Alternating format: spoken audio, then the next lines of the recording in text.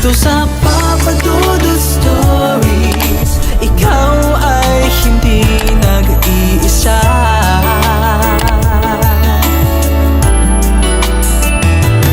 Dito sa Papa Dudut Stories, may nagmamahal sa'yo. Papa Dudut Stories,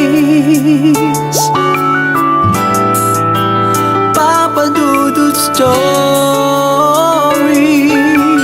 Ang pangangailangang sexual ay kasama na sa buhay ng isang tao kung ikaw ay nasa tamang edad na. Sensitibo pa rin ang ganitong paksa sa ating bansa lalo na at nahati ang opinyon ng mga tao. Ngunit paano kung hindi isang tao ang nagbibigay sa iyo ng ganitong uri ng pangangailangan? Paano kung isa pala itong nilalang na mula sa kadiliman? Hahayaan mo lang ba siya dahil sa ligaya na dulot niya kahit alam mo na sa huli maaari kang mapahamak?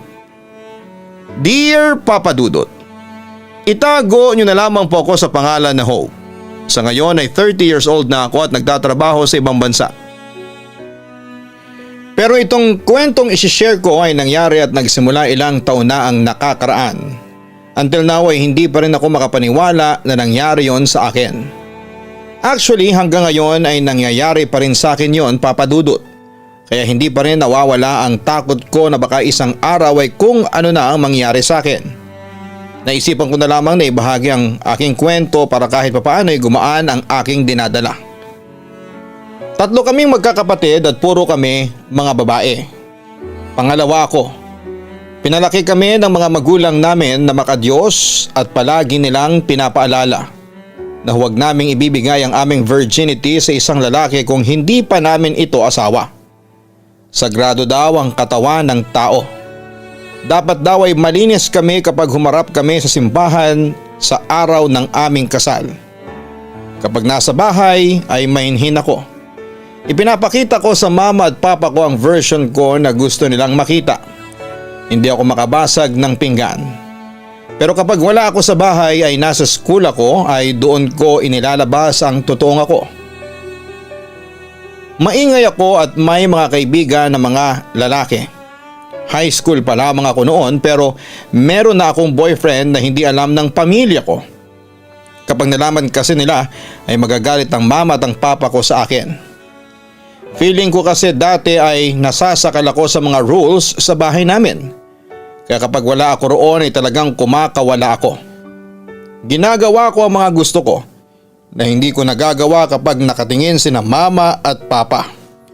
Kung minsan pa nga ay nagiinom kami ng mga kaibigan ko nang hindi alam ng parents ko. College ako nang mas lalong naghigpit ang mga magulang ko sa akin. Nagkaroon na ako ng curfew, dapat ay palaging nakashare sa kanila ang location ko. Kinikilala rin nila ang mga nakakasama at mga friends ko. Pero hindi pa rin ako tumigil sa lihim na pagsuway sa kanila. Bawal pa rin akong magkaroon ng boyfriend ng time na yon. Pero nakikipag-boyfriend ako nang hindi nila alam. Mas ginalingan ko ang pagtatago. Disclaimer lang, Papa Dudut, hindi ako proud sa ginagawa ko dati. At hindi ko sinasabi na suwayin ng mga kabataan ng magulang nila. Ganon lang talaga ang ginagawa ko dati at gusto ko lang maging honest sa kwento ko. Sa edad na 18 ay naisuko ko na ang aking pagkababae sa boyfriend ko ng time na yon. Doon ako namulat sa makamundong bagay. Hinahanap na yon ng aking katawan. Hanggang sa nakatapos na ako ng college ay nakala pa rin ni na mama at papa na isa kong matinong babae kagaya ng dalawa ko pang kapatid. Ang hindi nila alam ay pakawala ako ng panahon na yon. Nag-iingat ako noon at sinisigurado ko na hindi ako mabubuntis kasi alam ko na kapag nangyari yon ay talagang mapapatay ako ng mga magulang ko. Ipinagmamalaki pa naman nila kaming magkakapatid sa ibang tao kung gaano kami kabuting anak. At hindi raw kami kagaya ng ibang anak na suwail at kung ano-ano ang ginagawa sa buhay. Pero kagaya nga ng sinasabi ng marami, walang sikreto ang hindi nabubunyag. Isang araw ay nalaman ng papa ko na meron akong boyfriend. Wala pa akong trabaho ng time na yon at naghahanap pa lamang ako. Galit na galit sila sa akin lalo na nang malaman nila na nagpupunta ako sa apartment ng boyfriend ko. Nabuksan kasi ng tatay ko ang cellphone ko nang hindi ko alam at nakita niya ang chat namin ng boyfriend ko ng time na yon. Sa galit ni na mama at papa ay pinagbawalan nila akong lumabas ng bahay at gumamit ng cellphone. Nakakalabas naman ako ng bahay pero dapat ay kasama ko sila. Gusto kong maglayas noon pero wala naman akong mapupuntahan. Alam ko na wala sa mga kaibigan ko ang pwedeng kumugkob sa akin. Nagkaroon ako ng galit noon sa mga magulang ko. Masyado silang mahigpit sa akin at pakiramdam ko ay hinahadlangan nila na maging masaya ko at magawa ko ang gusto kong gawin sa buhay. Nasa tamang edad na naman ako pero kung ituring nila ako ay para lamang akong teenager na dapat ay sabihan sa mga dapat gawin. Feeling ko ng time na yon ay preso ako sa sarili naming bahay. Miss na miss ko na ang mga ginagawa ko dati bago ako mabuking na merong boyfriend. Ilang beses ko nang kinausap sina mama at papa na magbago na ako at hindi ko nagagawin ang mga ayaw nila pero ayaw nila akong paniwalaan. Talagang nasira ng tiwala nila sa akin, Papa Dudut. Parang lahat ng sinasabi ko ay kasinungalingan para sa kanila. Dumating na rin ako sa point na gusto ko nang tumakas at minsan lalo na sa gabi kapag alam kong tulog na ang lahat ng kasama ko sa bahay pero kapag naiisip ko na mahuhuli ako ay umaatras ako. Baka kasi mas lalo pa nila akong higpitan. Baka tuluyan na akong hindi makalabas ng bahay or worst ay ikulong nila ako sa kwarto ko. Aaminin ko na naggalit ako sa parents ko ng panahon na yon, Papa Dudut, dahil sa ginawa nila sa akin. Nawala na rin ako ng gana na gumising kasi alam ko na wala namang bago sa gagawin ko. Pagkagising ko ay kakain ako tapos ay babalik sa kwarto. Pupunta sa sala para manood ng TV at kakain kapag lunchtime na. Matutulog tapos ay dinner at tutulog na after. Paulit-ulit lang. Hindi ako sanay sa ganung buhay. Kahit ang aking sex life ay nawala na rin. Hindi ko alam kung hanggang kailan ako ganoon sa bahay kaya isang araw ay sinubukan ko ulit na kausapin si mama. Si mama ang pinili kong kausapin dahil babae siya. Baka mas maintindihan niya ako kumpara kay papa. Hindi ka pa pwedeng bumalik sa dati, Hope. Sinira mo ang tiwala namin ng papa mo, sabi ni mama. Promise ma, susundin ko na kayo. Sorry talaga, wika ko. Kami ang magdidesisyon kung kailan ka makakalabas ng bahay nang walang bantay. Giit pa ni mama. Hindi na po ako bata. Lagpas na ako sa 18. Yung mga kaedad ko nagagawa na nila mga gusto nila. Tapos kayo kung ituring nyo ko ay parang wala akong alam sa buhay. Naiinis kong sabi. Tinan mo yung mga pananalita mo sa akin. Talagang binigyan mo lalo kami ng dahilan para ikulong ka rito sa bahay. Sigaw ni mama sa akin. Tumakbo ako sa kwarto at doon ako umiyak. Mas lalong nadagdagan ang sama ng loob ko sa naging pag-uusap namin ni mama. Para bang wala na silang balak na ibalik ang normal kong buhay. Dahil sa labis na tampo ko sa aking mga magulang ay hindi ko namalayan na naging daan na yon upang maggalit ako sa kanila. Pakiramdam ko ay hindi ko na kontrol ang iniisip ko kasi kung ano-ano ang negatibong bagay na pumapasok doon at wala akong kamalay-malay na ang mga pangyayari na yon ang magiging daan para makilala ko ang isang nilalang na kahit sa panaginip ay never kong naisip na nag-i-exist. Nagsimula ang lahat ng napansin ko na palagi akong naalimpungatan ng gising tuwing 3:00 ng madaling araw. Hindi naman saktong 3:00 yon, basta palaging nasa pagitan ng 3 a.m. to 4 a.m. doon ako naalimpungatan. Hindi ko yon binigyan ng kakaibang kahulugan noong una, pero habang tumatagal ay nagkaroon na ako ng duda na baka may kung ano-anong meaning ang ganon. Isang araw wala sina mama at papa sa bahay Saturday noon, kaya walang pasok sa school ang bunso kong kapatid. Tumabi ako sa kanya sa sofa habang nanonood siya ng TV. Tinanong ko muna kung kumusta ang pag-aaral niya. Binola-bola ko muna siya ng kaunti at saka ko sinabi sa kanya ang pakay ko. Pera muna ako ng cellphone mo. Sandali lang, meron lang ako isa-search. Ang sabi ko sa kapatid ko sabay ngiti. Hindi ba bawal kang mag-cellphone? Sabi ng kapatid kong bunso. Sandali lang naman eh. May isa-search lang ako. Huwag ka lang magsusumbong kina mama, okay? Turan ko. Ayoko ate, baka mapagalitan ako. Tanggi ng kapatid ko. Dahil sa desperada na akong makagamit ng cellphone ay sinuhulang ko ng pera ang kapatid ko. Buti at pumayag siya sa halagang 20 pesos. Sabi niya bilisan ko lang. Binigyan niya ako ng 5 minutes para gamitin ang cellphone niya. Sinearch ko kung ano ang ibig sabihin kapag nagigising ang isang tao ng 3:00 ng madaling araw. Para kasing may narinig na akong kwento tungkol sa ganon pero nakalimutan ko lang. Binilisan ko ang pag-research at nalaman ko na ang 3 AM pa lang tinatawag na Devil's Hour. Sa oras daw na ito ay mas active at mas malakas ang mga masasamang elemento, witches at demonyo. Sa nabasa ko na yon sa isang website ay kinilabutan ako ng very light papadudot. May isang forum din akong binasa at ang sabi nila, kapag nagigising ka ng walang dahilan ng ganong oras ay malaking posibilidad na may kaluluwa na nakatingin sa iyo habang natutulog ka. Nararamdaman daw ng katawan mo ang kaluluwa kaya nagigising kang bigla. Simula nang malaman ko yon ay natakot na akong matulog sa gabi papadudot. Sanay na akong matulog ng maaga, 10:00 ang oras ng tulog ko. Pero pinilit ko nang matulog ng 1:00 dahil naisip ko na kung late akong matutulog ay hindi na ako magigising ng 3:00 ng madaling araw. Nung unang beses kong gawin yun ay naging effective naman. Halos 2:00 na ako natutulog. Ang ginawa ko ay nanood ako ng TV sa sala hanggang sa mag-sign out na ang channel na may magandang palabas. Nagkape ako at late na talaga akong nakatulog. 8:00 na ng umaga nang magising ako. Sa pangalawang gabi na late akong natulog ay ganun pa rin. Naging dire-diretso ang tulog ko. Talagang ibang epekto sa akin noong nabasa ko online. Tinakot talaga ako noon. Sa pang-third na gabi na ginawa ko yon ay naging diretso naman ang pagtulog ko. 8:00 na ng umaga ulit ako nagising pero may isang bagay akong pinagtataka. Nakababa na ang panty ko sa tuhod ko nang magising ako. Nakataas ang damit na pantulog ko.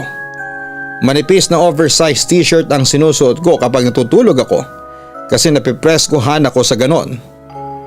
Nagtaka man ako ay inisip ko na baka malikot ako habang natutulog kaya hindi ko na malayan na naibaba ko na ang aking pangloob. May isa pang kakaiba sa pagising ko at medyo masakit ang katawan ko. Yung feeling na nabugbog ka sa isang mabigat na trabaho. Tapos pakiramdam ko ay magkakasakit ako. Sinabi ko sa nanay ko na para akong lalagnatin at binigyan niya kagad ako ng gamot. Bandang hapon ay naging okay na ang pakiramdam ko. Nakalimutan ko na yung nangyari noong magising ako. Pinalipas ko ang maghapon na nasa loob lamang ako ng bahay. Nalulungkot na ako kasi mag-isang buwan na akong ganon.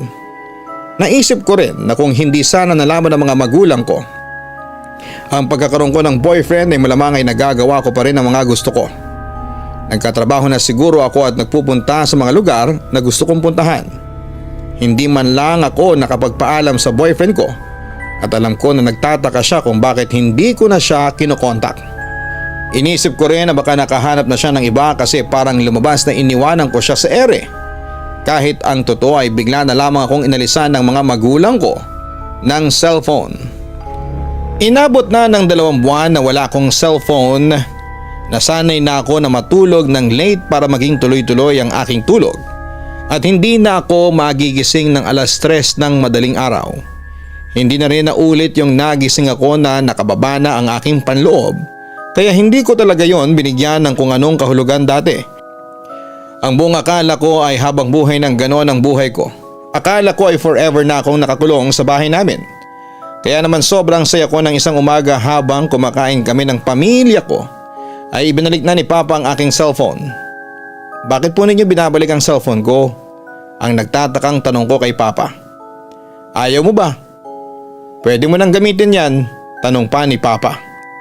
Hanggang kailan ko po pwedeng gamitin? Tanong ko. Sa'yo na ulit yan, hindi ka na grounded.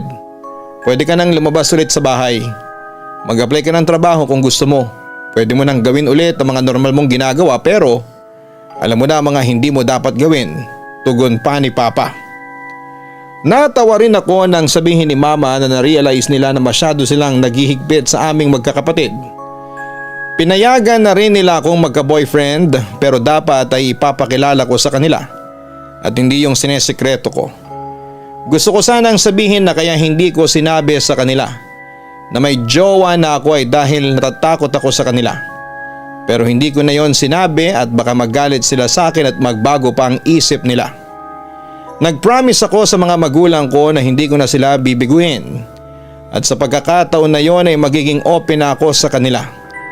Agad kong tinawagan ng boyfriend ko na si Jacob na 2 buwan ko ring hindi nakausap at nakita.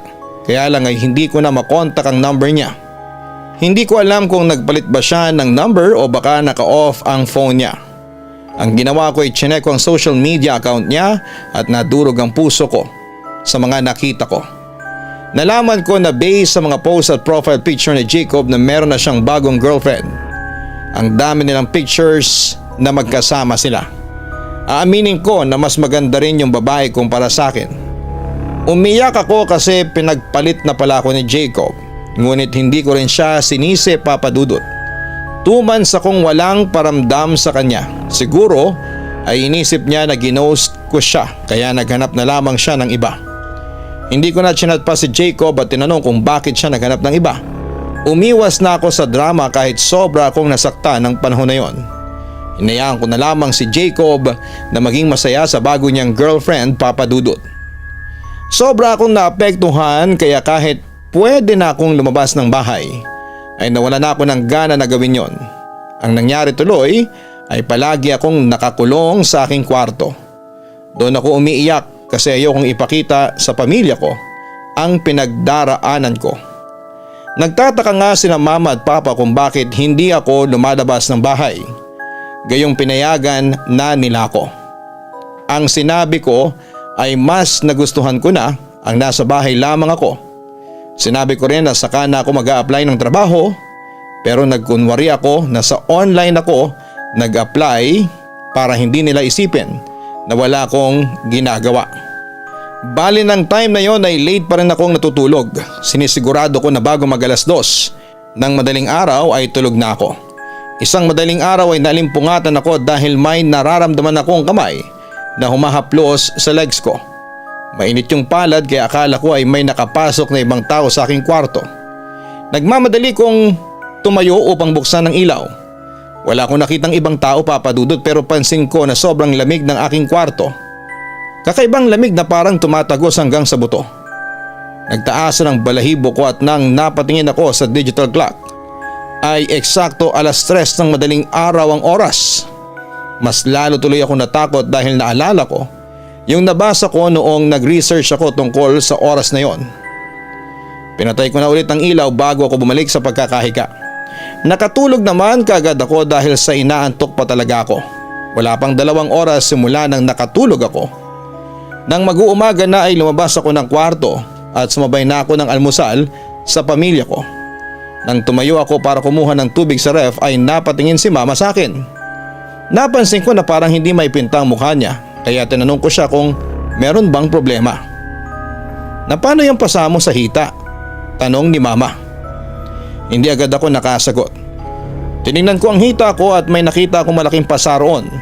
Sa may kaliwang binti ko, Papa Dudut. Naalala ko na nagising ako ng madaling araw dahil may naramdaman akong humawak sa legs ko. Hindi ko po alam. Siguro tumama sa kung saan. Hindi ko na po maalala pag sisinungaling ko. Sa susunod ay mag-iingat ka. Grabe ang pasa mo ha. Ang laki. Bulalas pa ni Mama. Mas pinili kong huwag nang sabihin ang nangyari noong madaling araw kasi hindi ako sure kung maniniwala ba sila sa akin o hindi. Baka nga isipin pa nila na nagdodroga ako, Papa Dudut. Hindi naman masakit yung pasa. Ang nakapagtataka lang ay kung paano ako nagkaroon ng ganon. Sure ako na hindi tumama ang hita ko sa kung saan para magkaroon ako ng malaking pasa. Hindi ko rin maisip na dahil yon sa may humawak sa akin ng madaling araw. Ang hinala ko kasi panaginip lang yon at hindi totoo. Wala kasing ibang tao sa kwarto ko nang mangyari yon, Papa Dudut. Simula noon ay nagkaroon ako ng kakaibang pakiramdam sa kwarto ko. Feeling ko ay palagi akong may kasama roon at may mga mata na pinagmamasdan ako. May ilang beses pang nangyari yung nagigising ako bigla kasi may nararamdaman akong humahawak at humahaplos sa iba't ibang parte ng katawan ko. Madalas ay sa hita, sa dibdib at sa muka. Isang umaga talagang natakot ako nang pagkagising ko ay may mga kalmot ako sa aking katawan. Meron sa liig, dibdib at maging sa aking mukha. Medyo mahapdi ang ilang kalmot at hindi ako mahilig na magpahaba ng kuko kaya imposible na ginawa ko yon sa sarili ko nang hindi ko namamalayan habang natutulog ako. Hindi muna ako lumabas ng kwarto kasi hindi ko alam kung paano ako magpapaliwanag sa mga magulang ko sa mga kalmot kapag nakita nila yon. Natakot ako na baka kung ano ang isipin nila, Papa Dudut. Baka isipin nila na may ginagawa na naman ako na hindi nila alam. Pero kahit nga ako ay hindi rin alam ang nangyayari sa akin at kung ano-ano mga lumalabas sa katawan ko. Nung una ay pasa tapos mga kalmot naman ang sumunod. Wala akong choice kundi ang lumabas ng kwarto kasi kinakatok na ako ni Mama kasi kakain na kami ng breakfast. Pagpunta ko sa kusina ay napansin kaagad ni Mama ang kalmot sa aking liig at mukha. Ang sabi ko ay hindi ko rin alam kung paano ako nagkaroon ng ganon, Papa Dudut. Nagtaka na sina Mama kasi naalala nila na nagkapasa ako sa hita at hindi ko rin alam kung paano ako nagkaroon ng ganon. Nagkatotoo ang naisip ko na pinagdudahan ako nila na may ginagawa na naman ako na hindi nila alam. Todo tanggi ako at sinabi ko na paano ko gagawin yon nang hindi nila gusto. Gayong halos hindi na ako lumalabas ng bahay. Medyo kinabahan ako nang maisip ko na baka may sakit ako na hindi ko matukoy. Kung ano-ano ang mga nangyayari sa katawan ko. Naging paranoid naman ako bigla dahil doon, Papa Dudut. Isang gabi na naginip ako na meron daw isang malaking lalaki na pumasok sa kwarto ko habang nakahiga ako sa kama. Hindi ko nakikita ang mukha niya kasi parang may itim na usok na nakatakip doon. Matangkad siya at magandang katawan. Umatong ang lalaki sa akin at hindi ko man lang daw ginawang pumalag na parang gusto ko pa ang gagawin ng lalaking yon sa akin. Kahit na hindi ko naman siya kilala. Sinimulan daw akong halikan ng lalaki at habang hinahalikan niya ako ay dumako ang isa niyang kamay sa leeg ko. Nung una ay nakahawak lamang siya sa leeg ko. Pero maya-maya ay humigpit na ang pagkakahawak niya sa leeg ko hanggang sa hindi na ako makahinga. Sa awa ng Diyos ay nagising ako nang maramdaman ko na hindi ako makahinga, Papa Dudut. Gising na ako pero ramdam ko pa rin na parang may nakasakal sa leeg ko. Bukod pa roon ay pinagpawisan ako ng malamig. Lumabas ako ng kwarto ko at uminom ng tubig. Madaling araw pa lamang yon. May takot akong naramdaman dahil pakiramdam ko ay hindi na normal yung mga kakaibang nangyayari sa akin tuwing natutulog ako. Para bang may kung anong nilalang ang dumadalaw sa akin kapag tulog ako, Papa Dudut. Ilang linggo akong nanahimik sa mga nangyari sa akin at hindi ko yon sinabi sa kahit na sino, lalo na sa pamilya ko dahil hindi ako sigurado kung maniniwala sila sa akin at kung ano ang magiging reaksyon nila. Ang ginawa ko ay nagpaka-busy ako. Kahit na wala pa akong gana na magtrabaho ay pinilit ko ang sarili ko na mag-apply. Lumabas ako kasama ng mga kaibigan ko pero palagi akong nagpapaalam sa mga magulang ko para makuha ko ulit ang buo nilang tiwala sa akin. Isang araw ay nagpaalam ako sa mga magulang ko na magpupunta ako sa bahay ng isa kong kaibigan dahil birthday niya. Sinabi ko na merong inuman. Pinayagan nila ako pero huwag daw akong masyadong mag-inom. Binigyan din nila ako ng curfew at dapat ay 10 PM ay nasa bahay na ako. Pero dahil sa matagal kong hindi nakasama ang mga kaibigan ko ay hindi ko namalaya ng oras. Nang malaman ko na malapit na mag 10 PM ay sinabi ko na kailangan ko nang umuwi. Medyo lasing na ako at pinigilan ako ng mga kaibigan ko. Noon na nga lang nila ako nakasama tapos ay uuwi agad ako. Pumayag ako magstay ng 1 hour pa. Nag-text na rin ako kay Mama para ipaalam sa kanila na 11 PM na ako aalis sa bahay ng kaibigan ko. Pagsabit ng 11 PM ay umalis na ako at lasing na lasing ako pero kaya ko pa namang bumiyahe. Gusto pa sana akong ihatid ng isa kong friend pero sabi ko ay huwag na kasi kaya ko naman. Isang jeep ang sinakyan ko. Pagkababa ko ay naglakad ako ng kaunti at nakauwi na ako sa amin. Naabutan ko si Mama sa sala habang nanonood ng TV. Kita ko sa mukha niya na inis siya sa akin pero dahil siguro sa alam niyang nakainom ako ay sinabi niya na matulog na ako at magpahinga. Pagkahiga ko sa kama ay pumikit na ako dahil sa sobrang antok. Ibang antok ko ng gabing yon dahil sa lasing ako.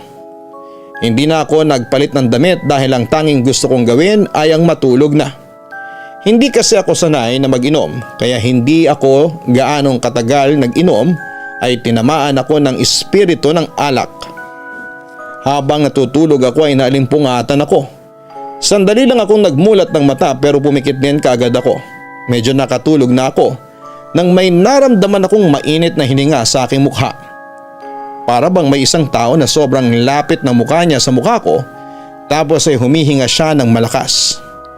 Medyo mainit yung hangin na dumadampi sa mukha ko. Pero dahil sa kalasingan ko ay tinamad na akong tingnan kung ano at sino yon. Ang nasa utak ko kasi ay guni-guni ko lamang yon. Imposible naman kasi na may ibang tao sa kwarto ko dahil sigurado ako na nilako ang pinto ng kwarto ko bago ako humiga. Makalipas ang ilang minuto ay nakatulog na ako. Ang mga akala ko ay okay na ang lahat pero hindi pa pala. Dahil sa gabing yon ay naranasan ko ang isang karanasan na talagang hindi ko makakalimutan sa panghabang buhay. Hindi ko alam kung gaano na ako katagal na nakabalik sa pagkakatulog pero bigla akong may naramdaman na humahaplo sa aking mukha. Buwaba ang haplo sa aking dibdib at sa aking binti. Naramdaman ko na may mainit na kamay na pumasok sa loob ng dress ko at hinawakan ang aking kasilanan, Papa Dudut. Alam ko sa sarili ko na gising na ako ng oras na yon. Pero ang ipinagtataka ko ay hindi ko kayang igalaw ang aking katawan. Pinilit kong ibukas ang mata ko pero hindi ko magawa. Kahit ang magsalita o sumigaw ay wala rin akong kakayahan. Pinilit kong gisingin ang sarili ko pero hindi ko alam kung paano yon gagawin. Late ko nang nalaman na sleep paralysis pala ang nangyari na yon sa akin. Kinakabahan at natataranta na ako. Ang nasa utak ko ng sandaling yon ay hindi ako magigising at yun ang aking katapusan. At mas lalong nagbigay ng takot sa akin ay ang naramdaman kong humahawak sa aking katawan na obvious na pinagsasamantalahan ako. Hindi ko alam kung paano pero bigla kong naigalaw ang kaliwang paa ko at kasunod noon ay tuluyan na akong nagising. Grabe ang lakas ng kabog ng dibdib ko nang magising ako, Papa Dudut. Nanginginig ang buong katawan ko at nalaman ko na 3:00 pa lamang noon ng madaling araw.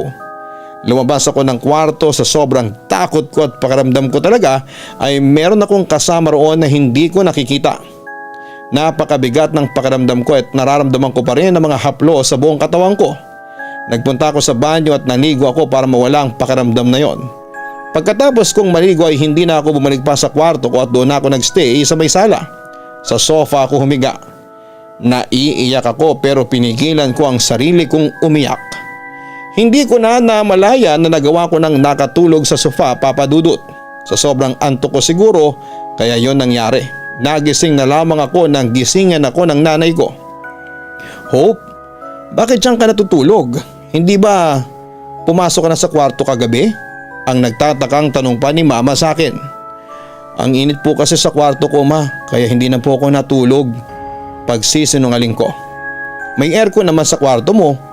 Hindi mo binuksan? Tanong pa ni Mama. Sayang po sa kuryente, saka okay naman po ako rito. Nakatulog naman ako ng maayos. Ang sabi ko at pilit akong ngumiti para hindi magduda si Mama na nagsisinungaling ako. Para hindi na ako tanungin pa ni Mama ng kung ano-ano ay sinabi ko na kulang pa ako sa tulog.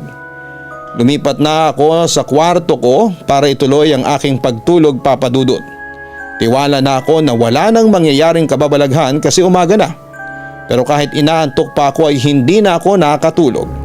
Mas nanaig ang pag-iisip ko tungkol sa nangyari sa akin na hindi ko alam kung ano ang dahilan at kung totoo ba yon o gawa lamang ng aking imagination. Pakiramdam ko nga rin ay nasisiraan na ako ng ulo, Papa Dudut. Aminado ako na hindi ako open na sabihin sa mga magulang ko ang nangyayari sa akin na mahirap ipaliwanag, Papa Dudut. Alam ko na merong nag-hold back sa akin para humingi ng tulong sa kanila. Hindi kasi ako ganun ka-close sa kanila dahil lumaki ako ng sobrang strict nila sa aming magkakapatid. Ang pakiramdam ko tuloy ng panahon na yon ay mag-isa ako. Sobrang hopeless ako, Papa Dudut. Parang kailangan kong i-resolve ang problemang yon nang ako lamang at hindi humihingi ng tulong sa iba. Mas lalo tuloy nadagdagan ang problema ko dahil ng time na yon ay hindi pa rin ako nakaka-move on sa ex ko.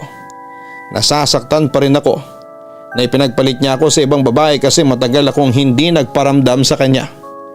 Habang pinagdadaanan ko ang lahat ng yon ay nagkaroon ako ng trabaho. Natanggap ako sa isang pinag-applyan ko. Inisip ko na magandang magkaroon na ako ng trabaho para naman meron na akong pinagkakabalahan. Kapag kasi nasa bahay lamang ako ay hindi naaalis sa isipan ko ang nangyayari sa akin tuwing gabi at madaling araw na para bang merong nilalang na dumadalaw sa akin para pagsamantalahan ako habang ako ay natutulog, Papa Dudut. Nagkaroon din ako ng bagong kaibigan sa trabaho ko na itatago ko siya sa pangalang si Camille.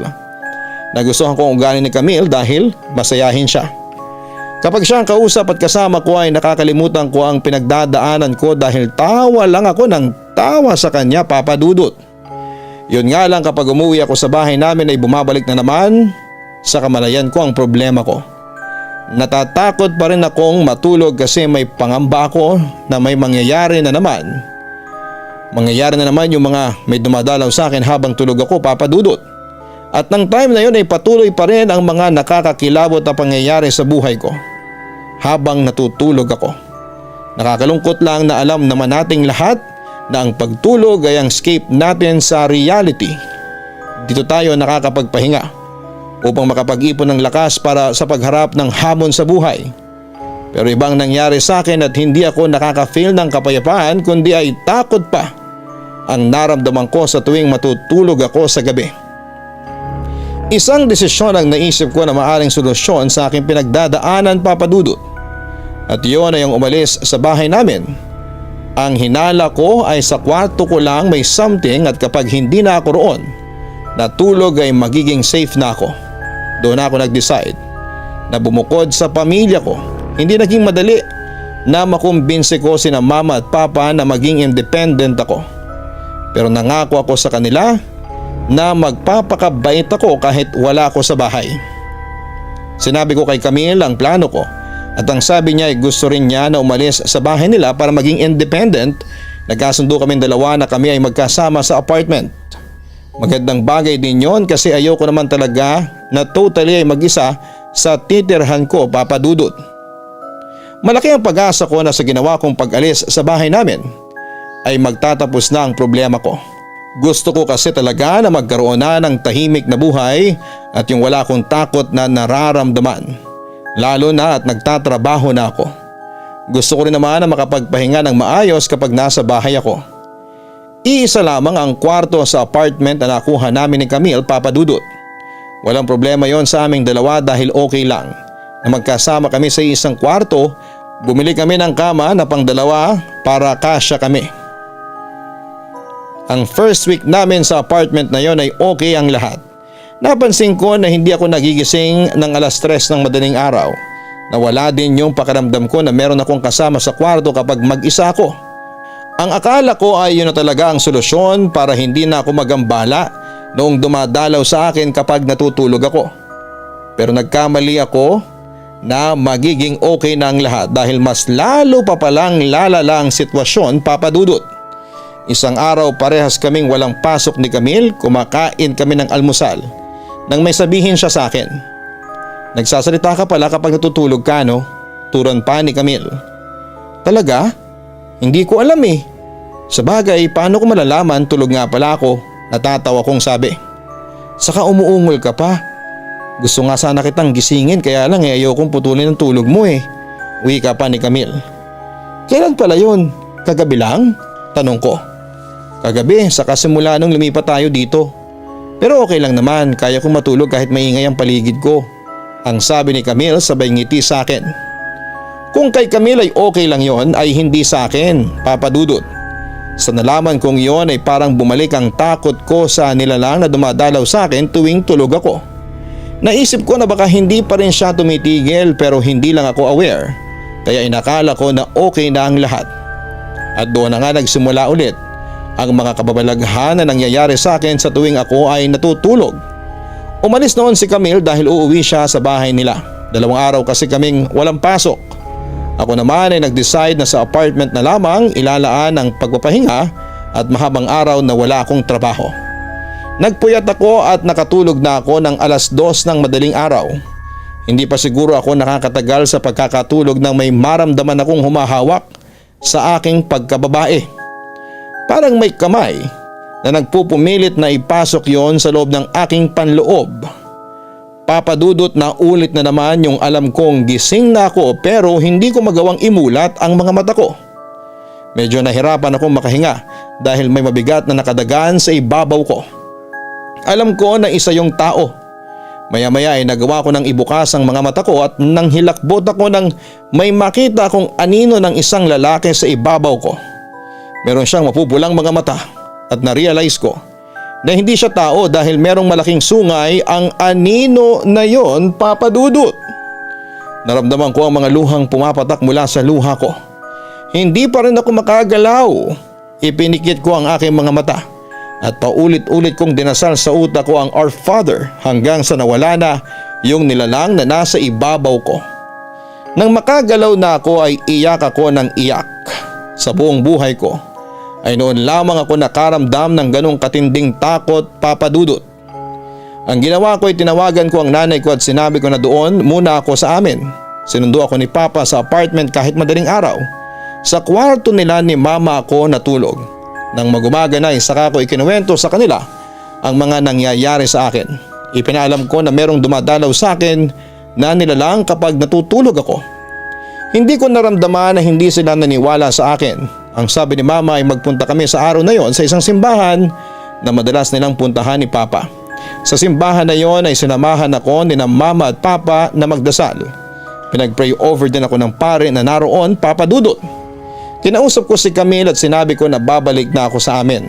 Para maintindihan niya ako kung bakit kailangan kong gawin yon, ay pinaalam ko sa kanya ang totoong nangyayari sa akin at naiintindihan naman niya ako, Papa Dudut. Hindi na rin nagtagal si Camille sa apartment namin at tinapos lamang niya ang 1 buwan. Nang bumalik ako sa bahay namin ay sinamahan na ako ni Mama sa kwarto ko na matulog. Nung una ay natigil na yung nilalang na dumadalaw sa akin kapag tulog ako, Papa Dudut. Bago ako matulog ay nagdarasal muna ako.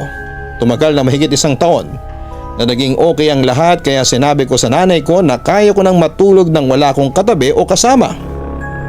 Kaya lang nang tumagal ay napapanaginipan ko ang nilalang na yon. Hindi ko na siya nararamdaman na may ginagawa siya kapag tulog ako pero palagi siyang nagpapakita sa panaginip ko. Kahit paano ay nasanay na ako sa ginagawa ng nilalang na yon ngayon. Nalaman ko rin na meron pala talagang entity o demonyo na may kakayahan na gumawa ng kahalayan sa mga tao habang natutulog ito. Until now, paminsan-minsan ay nararanasan ko pa rin yon, Papa Dudut. Pero naniniwala ako na malakas pa rin ang kapangyarihan ng pagdarasal at pananampalataya sa Poong May Kapal. Isa pa ay malaking bagay din na naging open ako sa mga magulang ko dahil kapag meron akong problema o bagay na kinakabahala ko ay sa kanila ko sinasabi at hindi ko na kailangang lumapit sa ibang tao. Papa Dudut, gusto ko lang sabihin na nakasubscribe na rin po ako sa Kaistorya YouTube channel. Lalong-lalo na sa Papa Dudut Family Vlogs. Nakakatuwa pong mapanood kayo at ang inyong twins at ang inyong buong pamilya. Sincerely yours, Hope. Mahirap para sa isang anak ang pakiramdam na sobrang mahigpit ang mga magulang niya sa kanya. Mahalaga na maunawaan ng mga magulang kung bakit nararamdaman ito ng kanilang anak. Makakatulong kung magiging open kayo sa isa't isa at ipapaalam ninyo ang inyong nararamdaman, ngunit dapat itong gawin sa paraan na merong pagrespeto. Mahalaga rin na maunawaan ng isang anak na ang pagiging mahigpit ng mga magulang ay maaaring bunga lamang ng kanilang pangamba para sa iyo at sa kanilang paraan ng pagpapakita ng pagmamalasakit.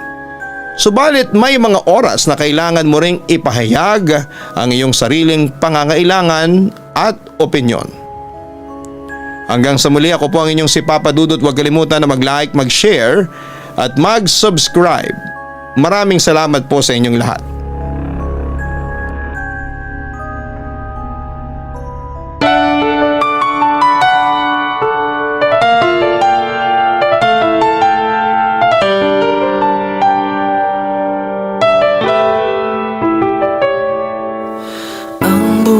buhay ay mahiwaga, laging may lungkot at saya. Sa Papa Dudut Stories, laging may karamay ka.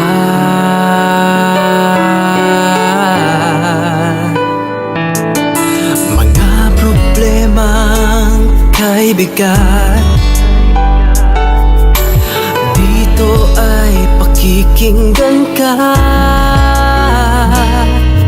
Sa Papa Dudut Stories, kami ay iyong kasama. Dito sa Papa Dudut Stories, ikaw ay hindi nag-iisa.